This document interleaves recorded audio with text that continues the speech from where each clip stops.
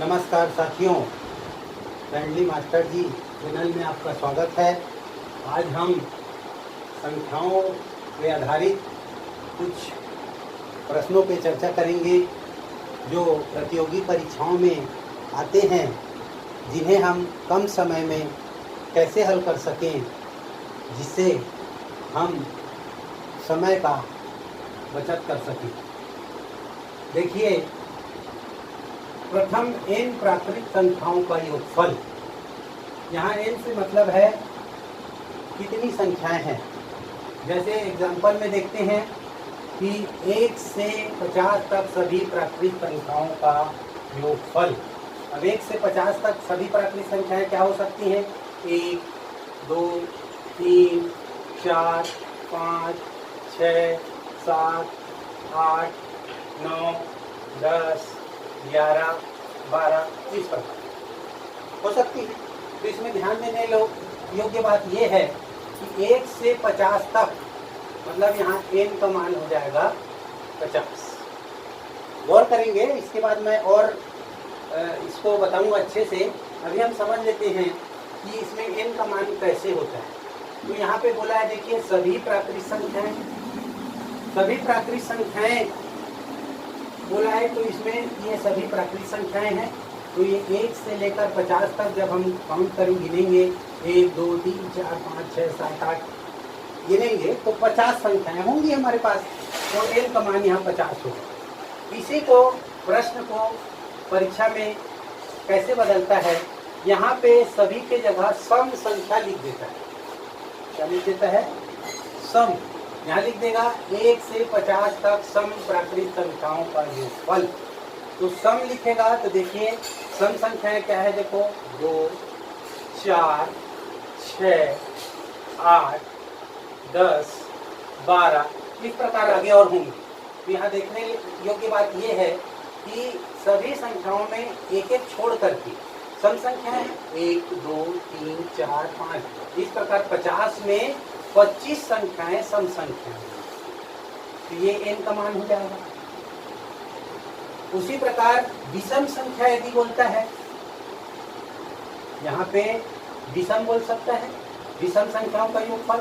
तो हम विषम भी देख रहे हैं। देखिए 1, 2, 3 एक एक छोड़कर विषम संख्याएं भी हैं।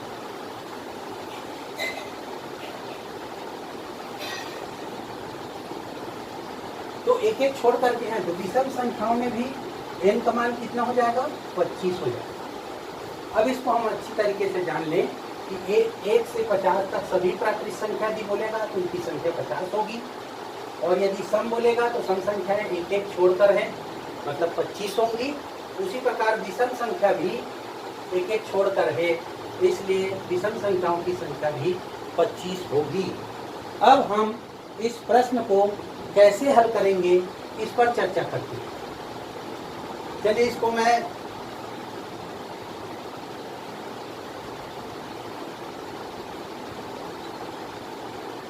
अब देखिए, सभी संख्या यदि हमको हल करना है तो मैंने अभी बताया है n बराबर हो जाएगा 50।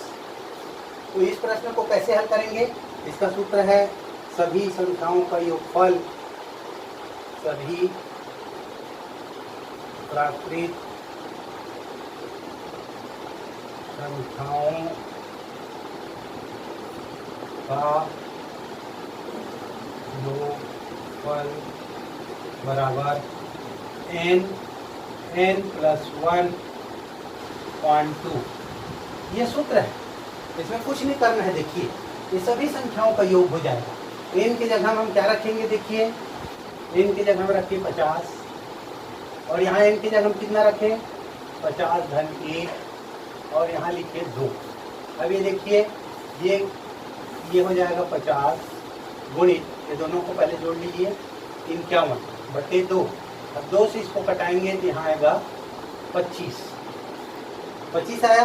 अब 25 और 51 का गुणा करते हैं। 25 से कम 25, 2 25 पंच 125, 170। ये देखिए ये योगफल आ गया। 1 से लेकर के 50 तक की सभी प्राकृतिक संख्याओं का योगफल आ गया। इसी में हम यदि सम संख्या का करें यहाँ पे समप्राकृत संख्याओं का करें। देखिए समप्राकृत संख्याओं का करेंगे तो इसके लिए सूत्र है n+1। लेकिन यहाँ पे ध्यान देने योग्य बात यह है कि यहाँ n का मान 25 होगा, क्योंकि 25 सम संख्याएं होंगी। तो यहाँ पे लिखिए, चलिए 25 और यहाँ पे लिख दीजिए 25 धन 1 और ये हो जाएगा 25 गुणित 26 और ये हो जाएगा 25।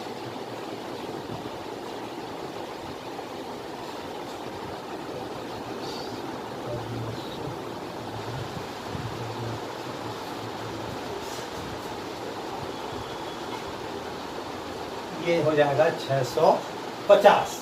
इसी प्रकार यदि यहाँ पे विषम संख्या का बोल दे, विषम प्राकृत संख्याओं का योगफल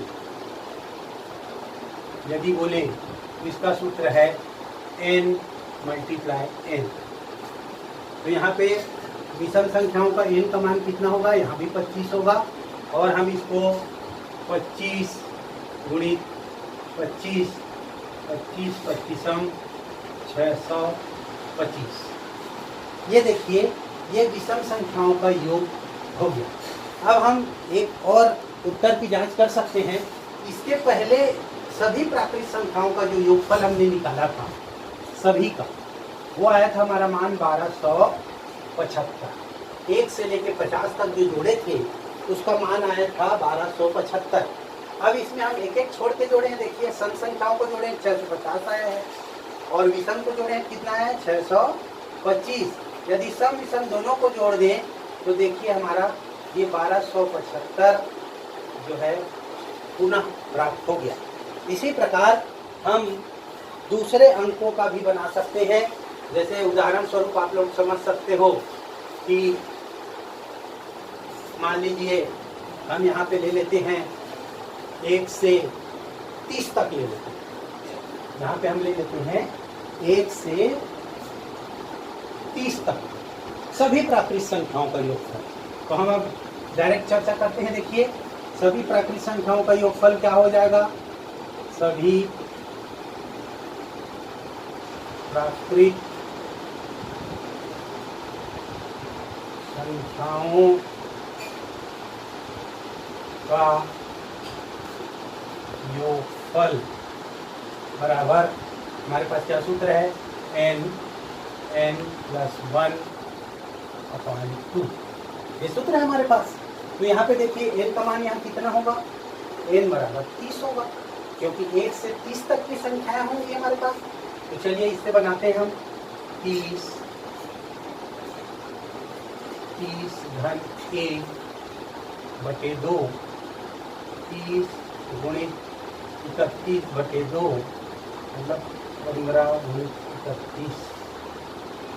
ये हो जाएगा, ये 2 से 30 कटेगा 15 बार, 15 गुणित 31 होगा।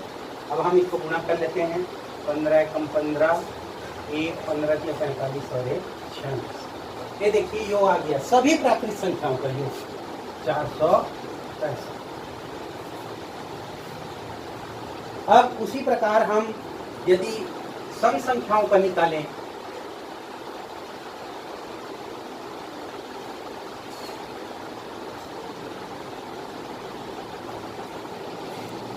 योगफल तो क्या होगा n+1। चलिए n, लेकिन यहाँ पे ध्यान देने की बात ये है n का मान यहाँ कितना हो जाएगा, 15 हो जाएगा, क्योंकि 30 तक के संख्याओं में 15 संख्याएं सम है।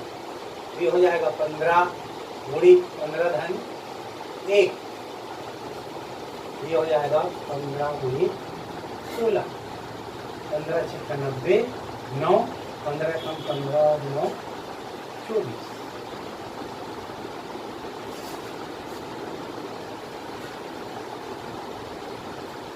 अब इसी प्रकार हम यदि विषम संख्या का निकालें,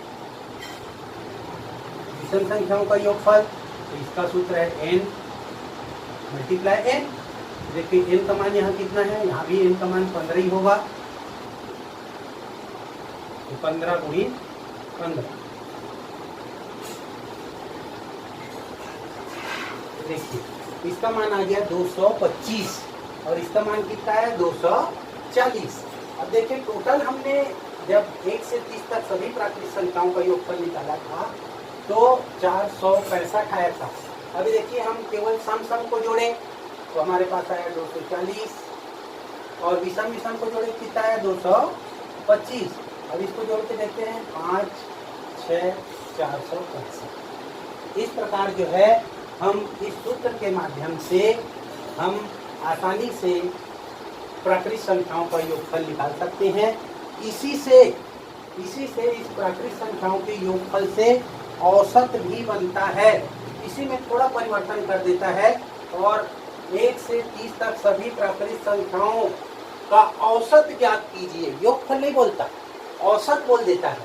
वहां पे हमको केवल और केवल एक काम और करना पड़ता है, औसत जानने के लिए। औसत जानने के लिए जब औसत का चैप्टर हम पढ़ेंगे तब और चर्चा करेंगे, लेकिन आज थोड़ा इससे जुड़ा हुआ औसत है, इसलिए मैं इस पर प्रकाश डालता हूँ कि 1 से 30 तक सभी प्राकृतिक संख्याओं का औसत ज्ञात कीजिए, या 1 से 30 तक सभी सम संख्याओं का औसत ज्ञात कीजिए, इस प्रकार दे देता है। तो औसत जानने के लिए क्या करना है, हमारा योगफल तो आ गया है, देखिए ये सभी संख्याओं का योगफल आ गया है, प्रश्न है तो ये हो गया। औसत को क्या जानते हैं, सभी संख्याओं का योगफल बटे संख्याओं की संख्या। तो संख्याओं की संख्या कितनी होगी 30, तो 30 से भाग दे देंगे, तो ये जो है हमारा यहाँ पे जो आएगा वो औसत आएगा। उसी प्रकार इससे निकालेंगे तो ये 240 बटे 15 कर देंगे, औसत जान जाएंगे।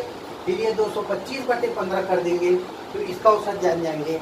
हम औसत पढ़ते समय इसका चर्चा और करेंगे, क्योंकि अक्सर प्रतियोगी परीक्षा में ये योगफल तो पूछता ही है, इसके अलावा कभी कभी यहाँ योगफल ना पूछ करके औसत ज्ञात की बताइए करके वैकल्पिक दे देता है।